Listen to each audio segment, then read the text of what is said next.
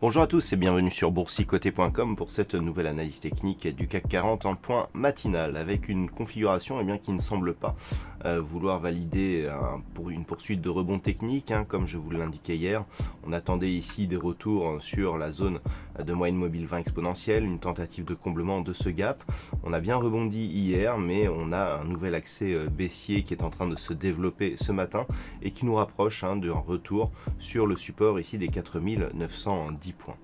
Du point de vue des indicateurs techniques, nous sommes toujours dans une dynamique de rebond technique au sens des histogrammes du MACD qui continuent à évoluer d'une manière haussière de par leurs histogrammes. Il faudra confirmer ici sur cette bougie que l'histogramme est toujours positif à la clôture de celle-ci. Le RSI continue à évoluer dans sa zone neutre malgré une légère dynamique baissière. Donc pour l'instant, il n'y a rien de fait. Le signal baissier, le signal technique baissier serait validé en cas de rupture ici d'une zone allant de 4900 à 4910 points. On a eu de nombreuses attaques sur les deux dernières attaques que nous avons eues. On peut voir ici les cours qui remontent d'une manière assez rapide, à l'instar de ce test et de celui-ci. Maintenant, ce que l'on peut aussi remarquer, c'est que plus les tests se rapprochent et moins le rebond est ample. Donc on peut s'attendre ici à une rupture si les cours reviennent trop rapidement ici sur cette zone des 4910 points.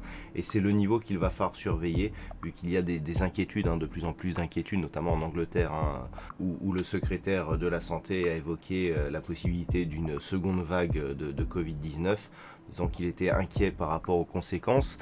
Donc on a toujours des pressions qui peuvent rester baissières sur la configuration actuelle, et c'est vraiment sur une forte rupture ici de cette zone des 4910 points que le signal baissier serait confirmé après une tentative de retour ici sur les précédentes zones de points hauts que nous avions eu la semaine dernière. Une rupture ici de ces niveaux serait synonyme d'un signal baissier relativement fort.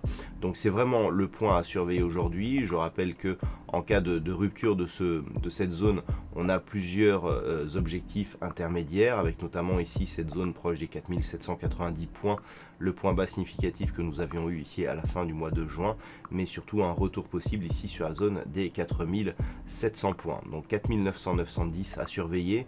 La reprise du mouvement haussier pourrait se faire si on venait casser ici à la hausse cette zone des 4980 points et que l'on commencerait ici à combler ce gap qui s'était formé vendredi dernier. Voilà donc ce que l'on peut dire sur cette configuration matinale. D'un point de vue macroéconomique, nous avons pas mal de chiffres. Nous aurons donc l'évolution du nombre de chômeurs en Allemagne qui sera dévoilé à 9h55, le PIB allemand à 10h, ainsi que le bulletin économique de la Banque Centrale Européenne qui sera lui aussi dévoilé à 10h. Ensuite, ça sera tout du côté de la zone euro. Alors si nous aurons à 14h les chiffres de l'inflation en Allemagne, mais ce que beaucoup d'investisseurs attendent, c'est l'évolution du PIB américain, donc le PIB trimestriel pour le deuxième trimestre, là où ont lieu la majorité du confinement. Donc ce chiffre du PIB sera dévoilé à 14h30. En même temps que les chiffres d'inscription hebdomadaire au chômage. Donc je vous propose un trading live qui démarrera à 14h pour éventuellement observer les effets que pourrait avoir la diffusion de ce chiffre en direct sur les marchés. Voilà donc ce que l'on peut dire donc sur cette séance.